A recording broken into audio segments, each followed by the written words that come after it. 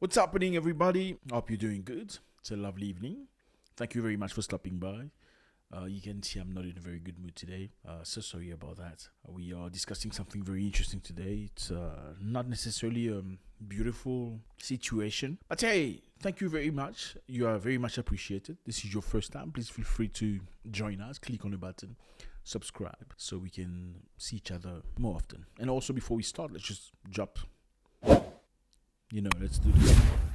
Do this, please, so we can get it going, okay? Thank you very much. So we have a situation here. It's a South African sister living in China. Her name is Nolu Sindiso. She is a teacher.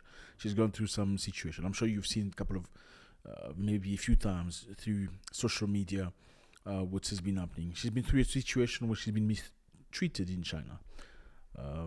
As you can see on her eye, not a nice looking situation. She's a lady, apparently a YouTuber, but also a teacher in China.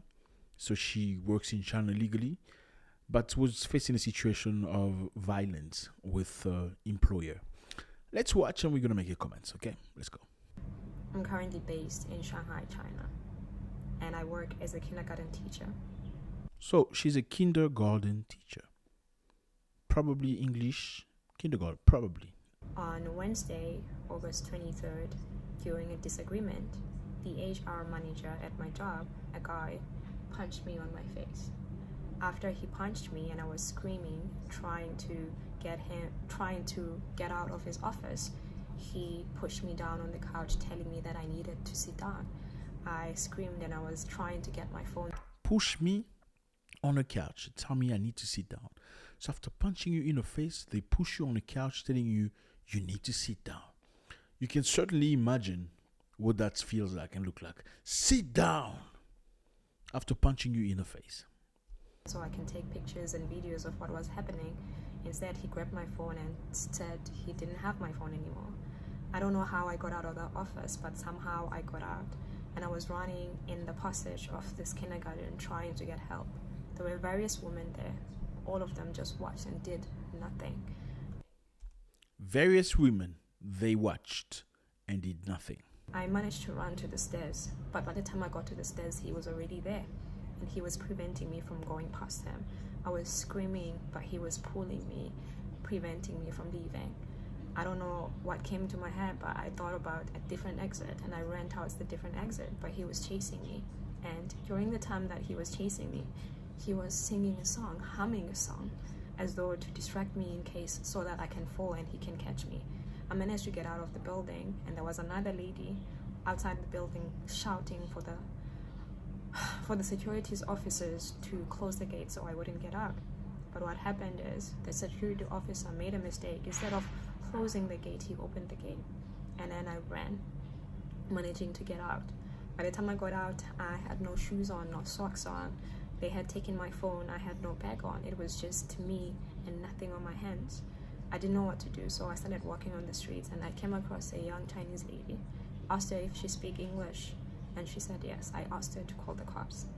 She called the cops arrived, and we went back to the kindergarten. When we arrived at the kindergarten, they had gathered everything that belonged to me on the table, telling me that the reason why they were preventing me from leaving is because they wanted me to calm down so they can call the cops. Wow. The reason why they were preventing her from leaving is because they wanted her to calm down so they could call the cops. Or maybe it was just a way to stop you and finish you or something very similar. Or just prevent you from reaching out to the cops. To resolve the issue, despite the fact that I wasn't feeling safe, and that is why I wanted to run away.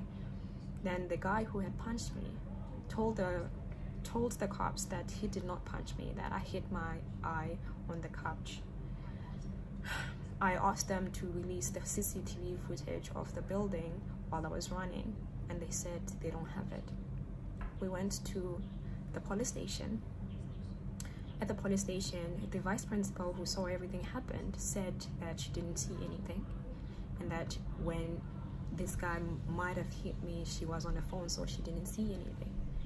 When I arrived there, the cops basically told me that my visa is expiring next week and I do not have proof that this guy has hit me, and therefore I needed to settle.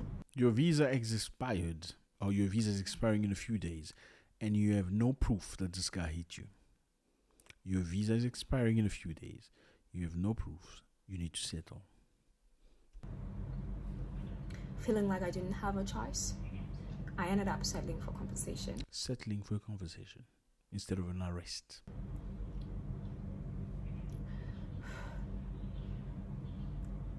I'm making this video because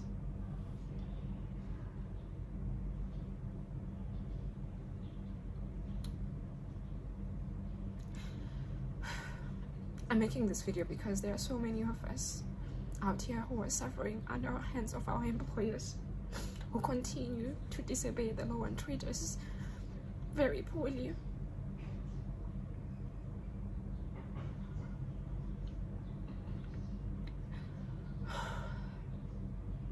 And I'm also making this video because I feel very powerless in this situation. They told me that if I talk to anybody or go to the media about the situation, then they would sue me and I would have to go to jail or get deported.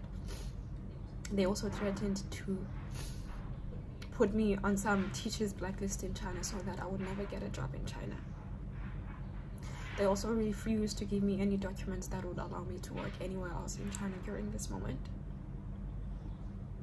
But I'm not okay with just keeping quiet and pretending like this is okay and nothing happened. And I hope if you're seeing this video, you pass it to as many people as possible so that people know that this happens to me. Yeah, fellas, this is very sad, seeing this South African sister going through a very difficult time. Nolucindi Sontleko. She worked at a kindergarten. She's a teacher in China. So, obviously being menaced, attacked by an employer, HR guy, hit her in the face and asked her to sit down. Because she felt threatened, she stood up and ran out. As she was trying to run out, the guy followed her. Like in a horror movie, trying to finish her. Probably. Then as she was running, people were watching, ladies were looking, nobody intervened, nobody trying to protect her. As she's trying to run out, they were screaming at the security guard to close the entrance. Security guard didn't understand the command. He opened the entrance and she ran out. Called the police came and they went to this premise and they told the police the reason why they were trying to stop her. They wanted her to calm down before they called the police, which is completely absurd. Then they say the guy never punched her in the face. It was something else. Fellas, I need to emphasize this. I think this is very important to know. Chinese are good business friends, okay? Business friends. But they're not your brothers, okay? You need to understand that. Chinese people are good business friends. When you talk about business, they can deliver. They can do their part. But they're not your brothers. You should never forget that. It's very sad. I feel very sad for the sister, powerless. She can be anybody's sister. She could be your sister. She could be your niece or something. Finding herself in a foreign country, looking for a better life. I don't know, maybe just trying to follow a dream. Teachers are like nurses. They don't necessarily do the job because of money. They do it because of the passion, because they're really embedded into it. They want to transfer the knowledge. Going to a foreign country she looks young too, for experience and, delivering. It's a beautiful thing to do. But she should be protected. I really hope the South African consulate or embassy in Shanghai has taken care of this. I don't know what the situation is. I don't know, guys, if you have, I don't know if you are South African and have maybe more information about this, you should let us know. But I hope the embassy has done something. And I hope they have voiced themselves and they've brought these people to justice, because this is the only way they're going to respect you. Look, if you do something negative to a Chinese national, I don't care where you are in Africa, whichever country you live in, they're going to call your country or call your people into accountability. A Chinese person get beaten up, they're going to call your people to explain what happened. And I don't understand how this is not valid for Africans. Africans, this is not a new thing. Africans get beat up in China. If an African has an issue with a Chinese person, most of the time, he's never going to win. Even if he was within his rights. That's the reality. You ask people that have experienced China, Guangzhou, they will let you know. They will tell you very clearly. If you have any disagreement with the Chinese person, and the police comes, they're taking you in first. You're going to the police station. They're going to sit you down, then interrogate you. even if he was the one doing wrong to you. That's the reason why you see the police say, okay, you have no proofs.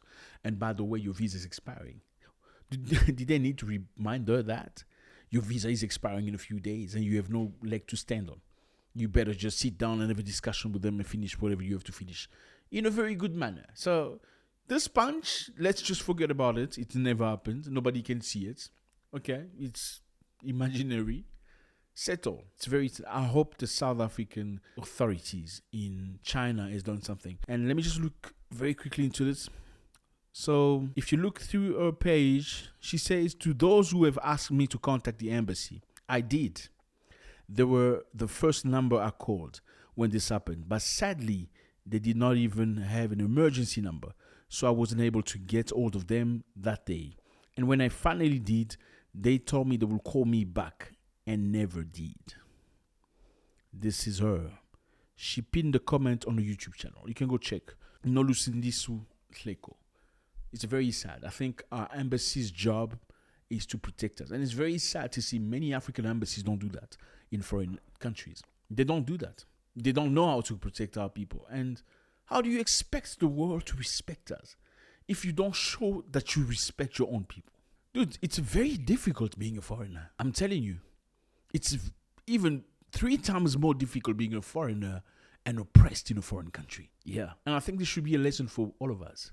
The contrary of this situation is what happens in Africa. Chinese are treated like kings in Africa. Go see across Central Africa, Congo, go see in Uganda how Chinese are treated. You can't talk to a Chinese person. They're going to take you. The military will come and take you, put you in jail. Am I lying?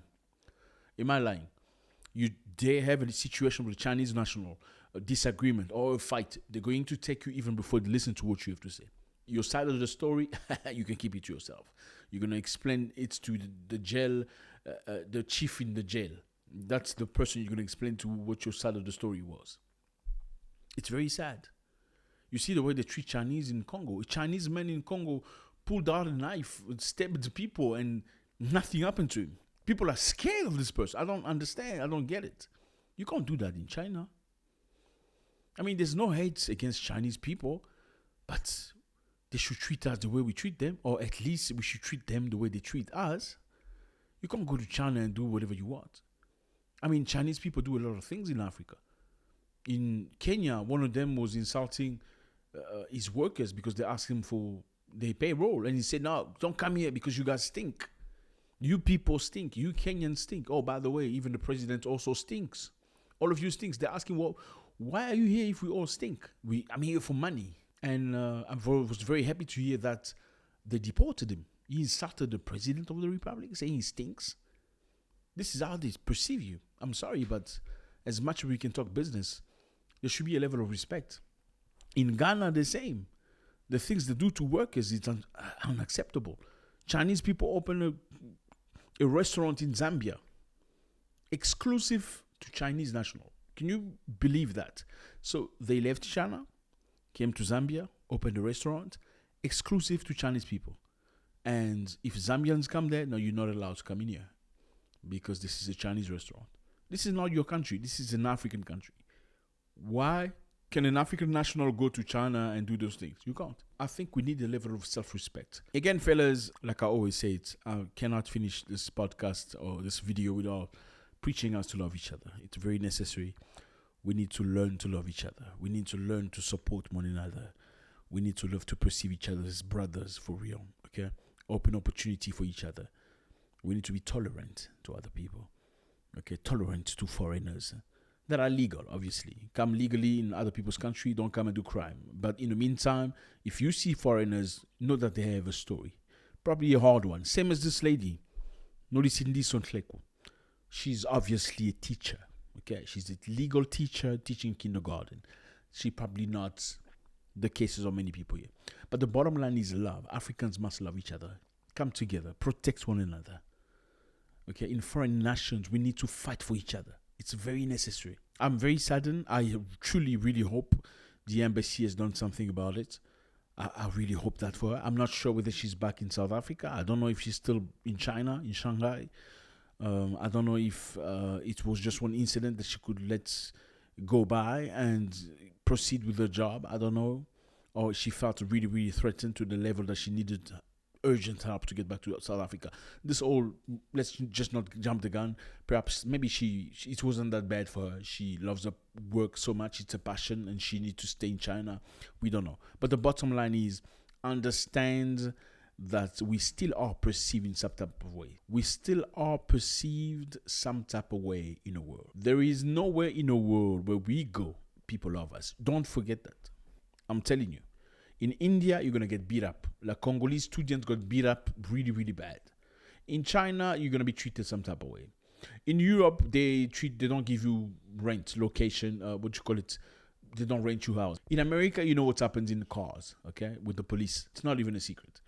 You tell me where we are loved. In Arab countries, they throw us over buildings. You know, young Ugandans and Kenyans go work, and Ethiopians go work in Lebanon. They go work in these Arab countries, Saudi Arabia, and others. How are they treated? There's no way in the world where they treat us good. But we treat everybody else as good.